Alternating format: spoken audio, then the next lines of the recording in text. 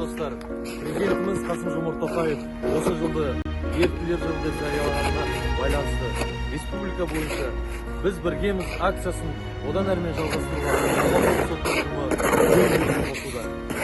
Көгімде жайнаған мөлдір көк аспан, байрағым желбіреп аспанмен таласқан. Тәуелсіз еліме күл әлем санасқан, рахмет.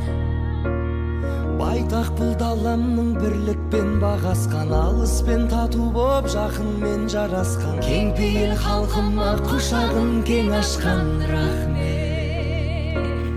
Біз бәрінде жеңеміз, біз ертеңге сенеміз, біз бір тұтас кең елміз әлемде.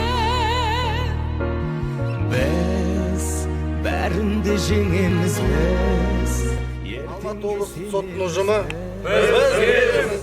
акциясын қолдай отырып, Алматы облысының аудандық соттарына жолдаймыз.